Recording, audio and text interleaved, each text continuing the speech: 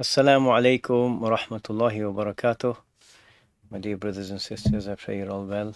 Okay, let's start Al-Fatiha.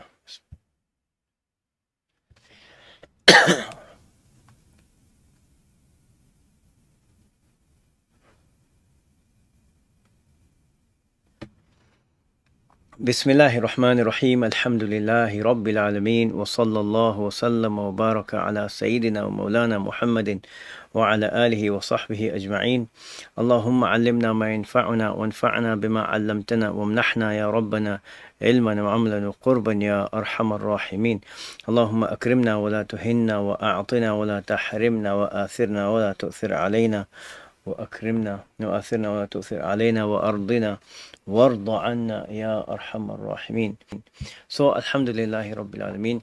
The last time we were looking at these verses of Surah al-Nisa, we saw a beautiful description of the many rewards that Allah subhanahu wa ta'ala has planned for the believers, and some of the greatest of them are to be in the company of the absolutely devout righteous servants of Allah, the Nabiyyin and the Siddiqeen and the Shuhada and the Salihin. So one of the ways of attaining this is obedience to Allah subhanahu wa ta'ala in all matters, right? And then obedience to the messenger as well, sallallahu alaihi wasallam.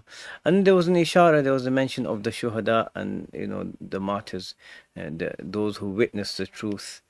And so one of the ways of gaining this rank is death. So sometimes, like for example, there are those who die in a battle, and then there are those who die in other ways but are granted shahada.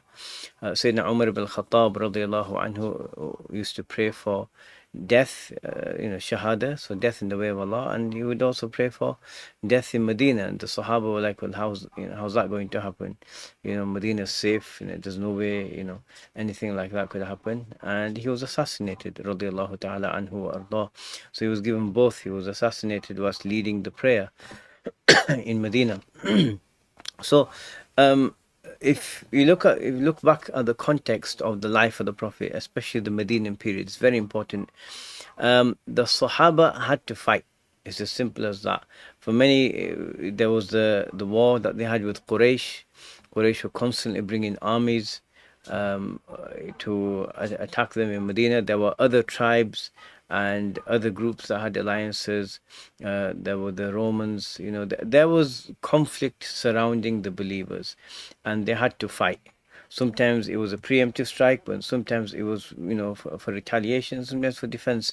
But they had to fight. It wasn't as simple as the world is today. Even today, there's a lot of complications, when it comes to borders and land and territory and all these matters. So, but why would they fight? It's simply because of their identity. They were there because they identified as believers, Muslims, people who were following the religion of Allah. So because of this, they got a lot of aggression from many people, especially Quraysh. So Allah subhanahu wa ta'ala commanded them to fight in His way. And what would actually happen is the munafiqun, these hypocrites who we've been discussing in the past verses, sometimes what they would do is they would remain back. Like we saw at Uhud, 1,000 of the Muslims went out, and Abdullah ibn Ubay ibn Salul brought 300 people back with him to Medina, saying, had we known there was going to be a fight, we would have stayed. But he didn't want to fight. So we see Allah subhanahu wa ta'ala here encouraging the believers. You want these great rewards, then go. And these things have their rules, and which are discussed in the books of law clearly. So they have those rules. So let's just look at this ayah. So the details are obviously found there, but the ayah is giving general admonishment. So he says, Ya ayyuhalladhina amanu خذوا حذركم فانفروا ثبات أو انفروا جميعا. Wow. O believers, take your precautions and go forth either in groups or together. Right? So who is this addressed to? The sincere, devout believers. Ya ayyuhalladhina amanu, O you who have believed, as an implied elevation of their rank, showing that they're significant, they're special, they matter. Right? Ya ayyuha is in there. And although you who have believed, you believed in the past and you've stayed on, you've stayed that way, your faith is firm and secure, you have this sincerity. So your iman is calling you to do this, right? خُذُوا حِذْرَكُمْ. So it says take your precautions. So hidr is basically when you're wary of something, and so you take the appropriate means. So this is part of tawakkul, as we've said before. This is part of tawakkul. You take the appropriate means to ensure success. And so this basically is telling the believers to be awake, aware. كونوا على يقظة, right? Be completely aware of your situation, and be prepared, for for a fight if there is going to be one, right? And so be strong in faith, but also be physically prepared in arms and armament, as well as physical readiness, as well as having that mindset. So all of these things are required with this. So it's telling the believers to plan practically, and literally hidr is like your awareness or your caution. It's presented almost as though it's a tool, right? It's an instrument that can be used in warfare. So take your awareness and be ready to fight with it, right? You can almost say it like that. It's quite nice, the way it's expressed in Arabic. And so what the understanding is, warfare, for example, all of these matters, it's not just about being able to swing a sword. There's a famous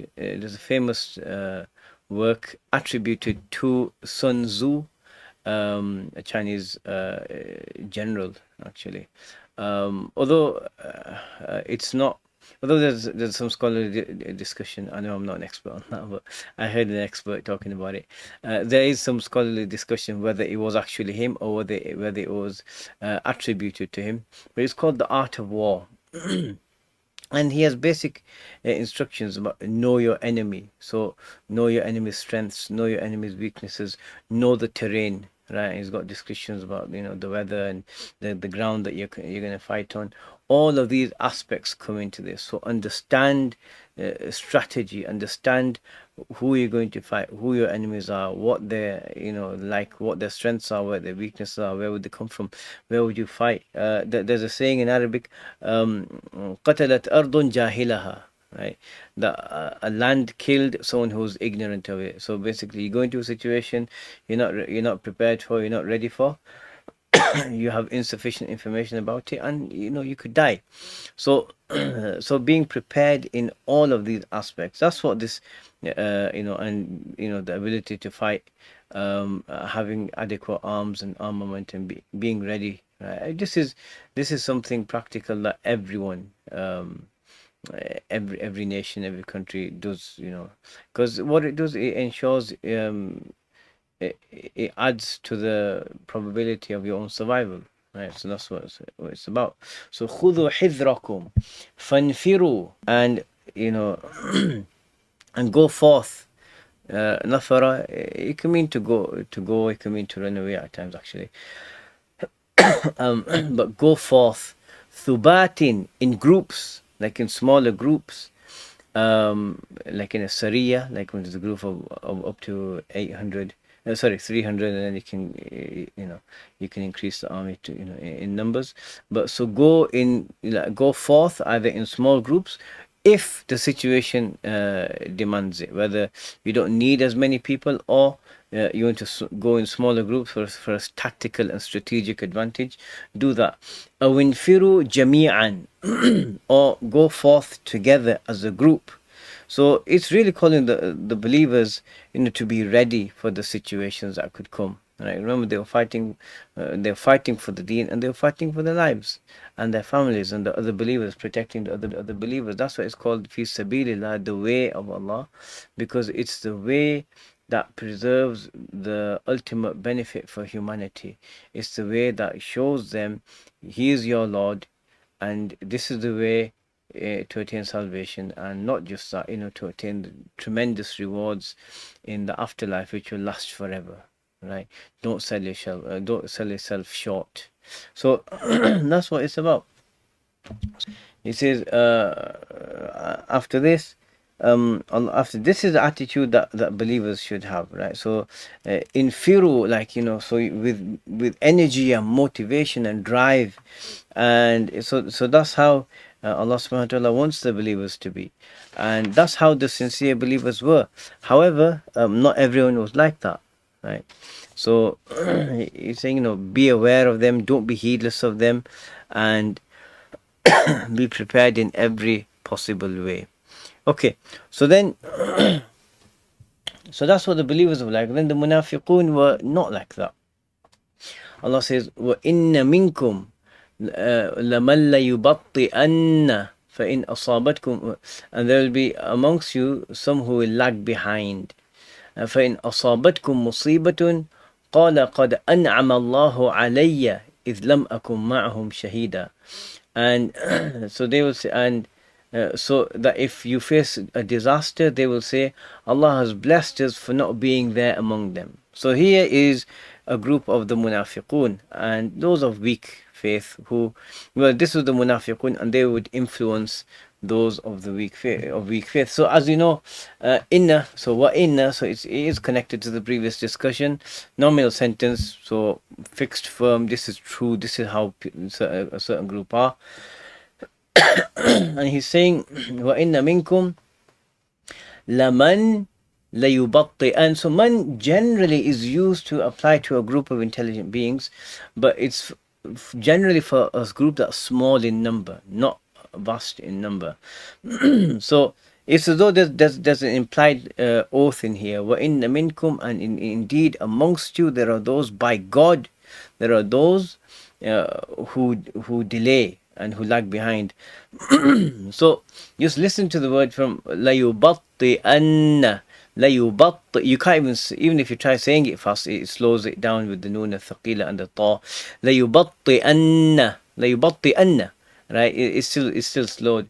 As opposed to asabatkum, you can say a lot faster. Asabatkum layubatti anna. So from the root word is butu, right? For something to be slow, bati, for something to be very slow. So it's saying that there are some of those who either don't go themselves to fight, and they slacken, and they don't want to go and fight when the situation calls for it. So layubatti anna, or it can also mean that they slow others down, they stop others, they dissuade and prevent others from going. Why are you going to go fight? They're only going to go get killed, or there's going to be too many of the enemies. You stay home. Who's going to look after your families? All of these things, they would say these things to dissuade others. Wa inna minkum, and indeed amongst you, right, amongst the Muslims are those layubatti, very eloquent, as Sayyid Tawi says, a very eloquent way of putting it. So just even say those who slow. So it's like everyone else, infiru, rush, hasten, with drive and motivation, go.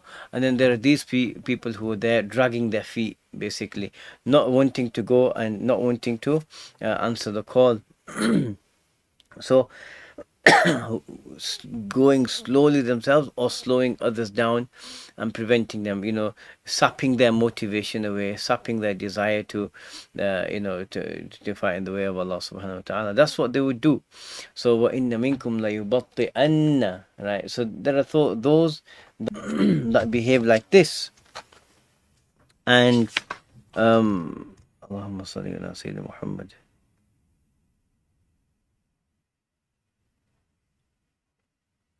Okay.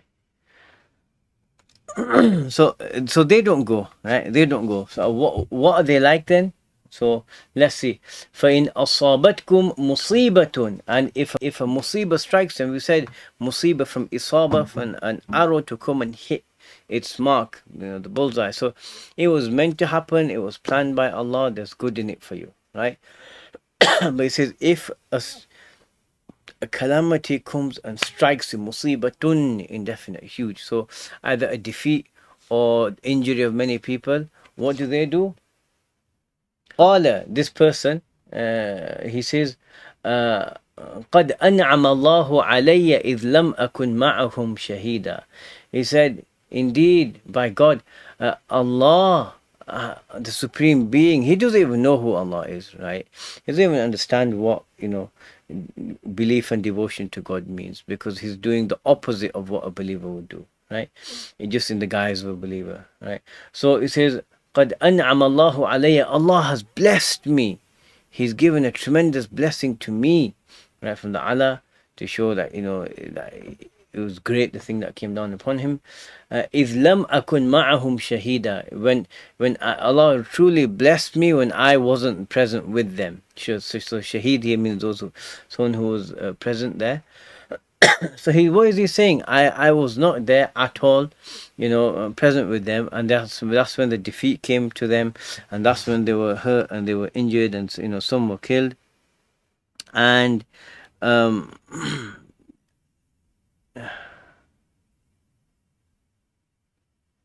And Imam al-Biqai says that Shaheed here can actually mean the previous meaning of Shaheed, this righteous person who's been given this tremendous rank. And this Munafiq could also be saying, well, this is the meaning comes off as a bit weaker, but he could also be saying that Allah bless me when he's talking to his the other Munafiqeen, that that I wasn't a Shaheed, meaning he doesn't really consider this huge blessing to be a blessing, right? It just, So he says, well, so this is his attitude.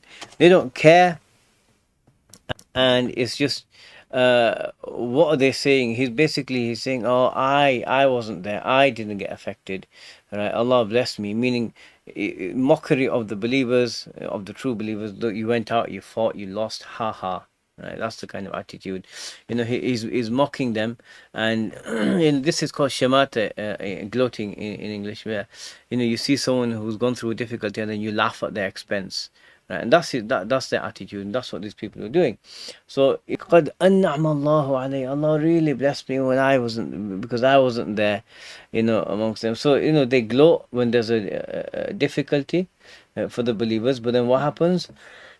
وَلَئِنْ أَصَابَكُمْ فَضْلٌ مِّنَ اللَّهِ, and by God, لَئِنْ أَصَابَكُمْ, if you return with Allah's bounties, they will say, لَيَقُولَنَّ كأن لم تكن بينكم وبينه مودة يا ليتني كنت معهم فأفوز فوزا عظيما. Wow, look at this person.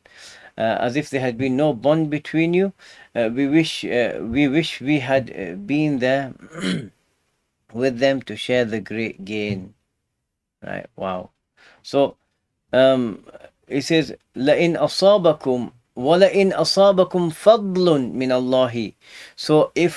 So as we said with the word musiba in asabat, in asabatkum musiba, if a musiba comes and hits you right on target, now he's saying if fadl, generosity, bounty, the manifestation of Allah's generosity, and it's indefinite, so it's huge, amazing, coupled with min Allahi, what makes it greater, that is from Allah, the Supreme Being, the King.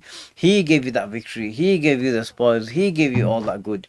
وَلَئِنْ أَصَابَتْكُمْ وَلَئِنْ أَصَابَكُمْ, and if from Allah a tremendous bounty and generosity was to come and touch you. So there's a lesson in this as well, actually, just in the wording, that when the bad thing was mentioned, it doesn't mention Allah. Everything's from Allah, right? It's all decreed, the good and the bad. But as believers, we use good adab. We express our ideas about Allah, our thoughts of Allah, always in a positive way, never in a negative way. So there's good adab. When there's good in our lives, we attribute it to Allah, and when there's bad in our lives, we don't attribute it to Allah, because generally it'll be our own sins, or something from the devil, or some other factor that brings it about, right? That causes it. So good is ascribed to Allah, right? Nothing else. It says, وَلَئِنْ أَصَابَكُمْ فَضْلٌ مِّنَ اللَّهِ, this tremendous bounty, if it comes to you, literally if it strikes you from Allah, لَيَقُولَنَّ He will absolutely, without a doubt, say كَأَن لَمْ تَكُنْ He will say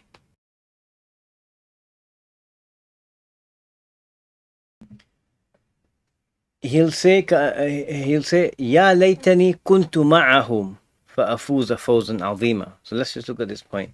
He'll say يا ليتني, right? Really expressing his wish and his remorse and his desire. He said, we wish, he's put in the plural in the translation, we wish we had been there with them to share the great gain. So, but they says it as though there's been no bond between you. Let's see what's being said, right? So,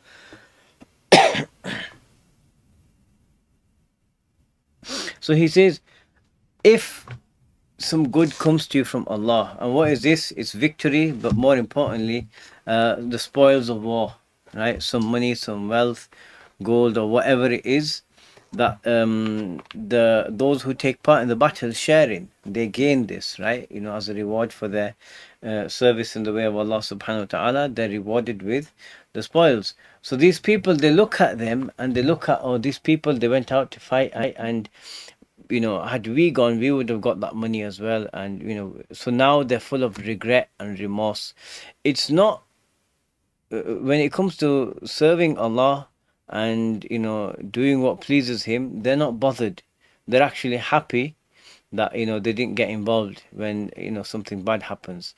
But when something good in their eyes happens to the believers, whereas it's all good for the believers, but when they get money, they get something of the dunya, these guys are like, oh, I wish I had gone there. I wish I had been with them. I would have got some of that money. That's their idea. That's all they really care about. So he says, so كَأَلَّمْ يَكُنْ. So the wording in the Arabic is all singular, but obviously it refers to a type of person, so you can refer to many.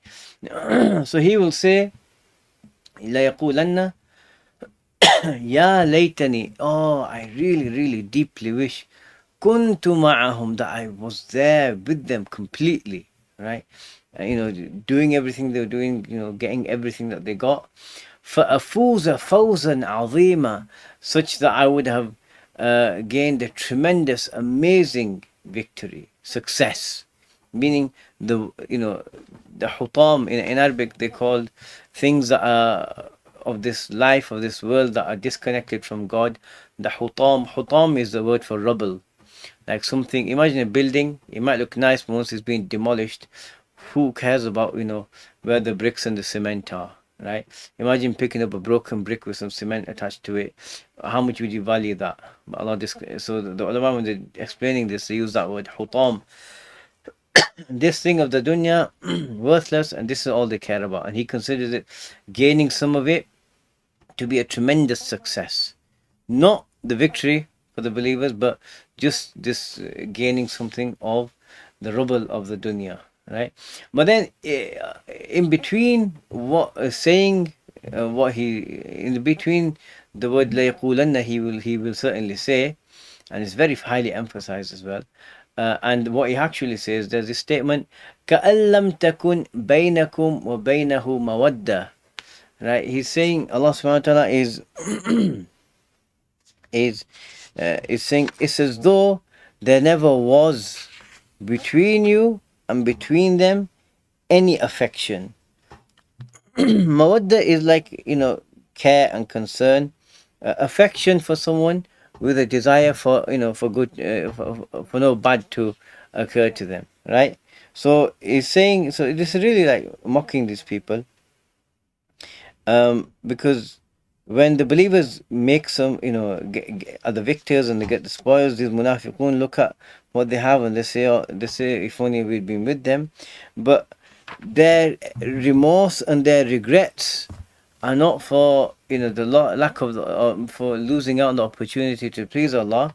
So Allah puts this statement there to, you know, to mock them, that, you know, that and also just express, you know, for us to feel shocked at their state. Look at these people, all they care about is the believers, right? So it's as though when the money comes, they're looking at a group of strangers, right? It's as though they're looking at a group of strangers who they've never known, and they've seen these strangers succeed, and like, if only we knew them and we could have we could have gone with them, and we could have gained what they gained. You're the same people, like you live with them, you eat with them, you're related to many of them, you supposedly go to the mosque and pray with them, and now you're acting like you were completely separate, right? It's just, you just look at these people, right? Just an expression of shock that that when the money comes in, they're full of regret and remorse. But if there's a defeat for the believers or a difficulty, they actually gloat and they're happy. Good thing we didn't go there, we would have been affected as well. And it's as though there wasn't any action between them ever, right? When there was, and they were able to go with them and to fight, and they were able, they had the ability to put themselves in a situation where they would have succeeded, and they would have got the spoils just like the rest of them did. But that's their mentality: not wanting to go, slowing others down, stopping others, and laughing at the believers when the calamities befall them, and then wishing that they had some of the rubble of this life when when the believers are gifted spoils by Allah subhanahu wa ta'ala. So then Allah subhanahu wa ta'ala now addresses the firm believers, right? And he says, فَلْيُقَاتِلْ فِي سَبِيلِ اللَّهِ الَّذِينَ يَشْرُونَ الْحَيَاةَ الدُّنْيَا بِالْآخِرَةِ. Let those who would sacrifice this life for the hereafter fight in the cause of Allah. So وَمَنْ يُقَاتِلْ فِي سَبِيلِ اللَّهِ فَيُقْتَلْ أَوْ يَغْلِبْ فَسَوْفَ نُؤْتِيهِ أَجْرًا عَظِيمًا. Wow. And whoever fights in the way of Allah, in Allah's cause, whether they achieve martyrdom or victory, we will honor them with a great reward. Okay, let's look at this. It says, فَلْيُقَاتِلْ, command, right? It's a command from Allah subhanahu wa ta'ala. So, Allah is talking about, so let's just look at fi sabilillah. Sabil is a way, a road. And as I said earlier, it's the road of God, meaning it's the road, it's the cause of Allah subhanahu wa ta'ala. But it's described as a road, as a sabil, because it's the way that leads to God, it's the way that's sanctioned by God, and it's the way that embodies what God wants, from us, and what helps people become closer to God. So it's the way of Allah, the religion, right? What the teachings of the religion. So for the cause of Allah, that this religion is a means and a way for people to get closer to Allah subhanahu wa ta'ala. And that's what it's about. That for the doors to be opened for humanity to look at the revelation, look at what God wants them to do, understand the arguments, understand what's being said to them, and then for them to believe. And that's what it's about. So he says, Alladheen, I'll come back to the so he says, so who does he want fighting, right, in his way? Is it those people who make excuses, who don't want to fight, who just pretend to be believers? No. So he's addressing the true firm believers, and he's saying those who those who sell the life of this dunya, yashruna. This word can be read both ways, understood as to sell and to purchase. So in this context, it means to sell. Although there is a position that a weaker position that's saying that the ayah is talking about the hypocrites. I mean, those who purchase the life of this dunya in exchange for the akhirah. They give the akhirah away, they don't care about it, but they want the life of this dunya. That's a weaker position. But the stronger one is those who would sell the life of this dunya, the life, their lives, their wealth, anything they can give up for God, they would gladly do so in exchange for the akhirah, the place where Allah wants the believers to focus their attention on, the time where His rewards are manifest forever. That is where Allah subhanahu wa ta'ala wants the believer to be looking and striving for. That's where that's what akhiratu khayrun wa abqa. The afterlife is far superior than the dunya, and it lasts far longer, forever. So who does he want fighting in his way? Those who are sincere and devout to God. right? Fi sabilillahi, the Supreme King. And then he says, so let those who would sell al-hayat ad-dunya, al-hayat, the life of ad-dunya. So ad-dunya, so it can either mean the closer life or the lowest life. Dunya as opposed to ulya, so it's the lowest place, of the least worth and value compared to the akhirah, which I suppose you can combine the meanings, because dunya can also be in the closest place, yeah. Dunya as opposed to the opposite of bu'da, right? So the the dunya being the first and the closest and the lowest plane of existence. Let's put it like that. Of or place of existence, and the akhirah, the afterlife, being the last and the loftiest and the greatest place of existence for the believer, right? And so it's I think if you had to just settle for one meaning, it's probably the closest is probably the stronger meaning. um, so he says the dunya, they'll sell this poultry like al hayat al dunya. It's even made to sound even more poultry when adding this al hayat, the life, as opposed to when he talks about the akhirah, Allah subhanahu wa ta'ala uses the word al hayawan, the truly rich, vibrant life of the akhirah. So then he says, وَمَنْ يُقَاتِلْ فِي سَبِيلِ اللَّهِ, and whoever, let's just this, whoever fights in the way of Allah, leave the translation, let's see in the direct Arabic. He says, وَمَنْ يُقَاتِلْ فِي سَبِيلِ اللَّهِ, so whoever fights, once again, the supreme name of Allah, the Supreme King, whoever fights in the way of Allah, فَيُقْتَلْ, and he is killed, which implies is defeated, right? أو يغلب, which implies he is the victor, right? And he lives. So for yuqtal, so he mentions being killed and being defeated is implied, and then in the next bit he mentions he's the victor, which means he lives, right, in the battle, after the battle. It's really beautiful. It's called al-ihtibak, and Imam al-Biqa'i is one of the best mufassirs to highlight it. So he mentions this, and it's present in many of the ayat of the Quran.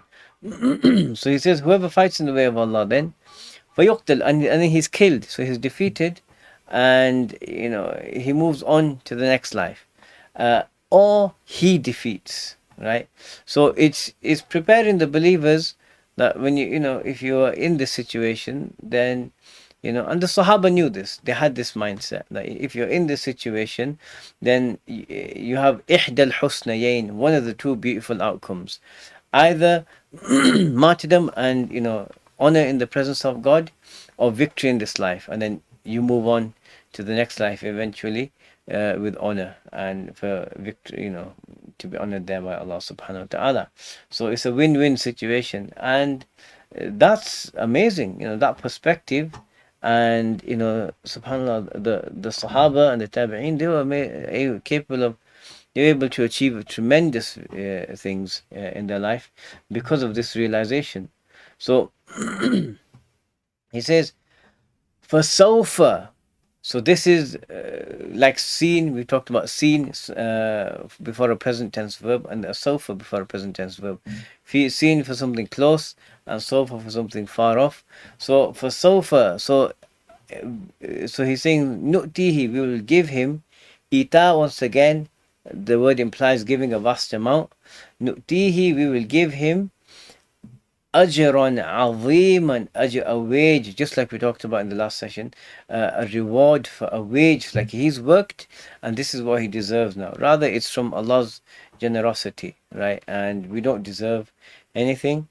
He doesn't have to give us anything, but he chooses to have his generosity, so he calls it a wage. So it's indefinite, ajran, and then and then the adjective aziman, it's huge, amazing, fantastic, tremendous, right? A supreme reward. But what's interesting, so firstly, for sofa, this is a promise. Even if it takes a while to manifest, it's a promise, it will happen, a promise from God. So that's tremendous. And then the indication Imam al-Biqa'i says is by using sofa. He says that those people who do go out to fight, then the majority of them live to live to a ripe old age, so it'll be a long time before death does actually come to him. It's not like they're all going out and getting, mowed down in the battlefield immediately. So it's quite beautiful the way he puts it across. And Imam Bukhari says this is how it practically ended up happening as well for people. So this is what Allah subhanahu wa ta'ala wants: people who are sincere and devoted to Him in any aspect of life, and those who put the akhirah before the dunya. And this, on a practical day-to-day basis, is to understand the akhirah is better. So when the things and the deeds and the actions that can lead a person to a better state in the akhirah come up, they're ready to do them, and they're wanting to do them, they're willing to do them for God. So may Allah make us like this and keep us increasing in closeness to Him. And we'll take it from here, inshallah. Wa sallallahu ala Sayyidina Muhammad wa ala alihi wa sahbihi wa sallam. Walhamdulillahi rabbil alamin. Assalamu alaikum wa rahmatullahi wa barakatuh.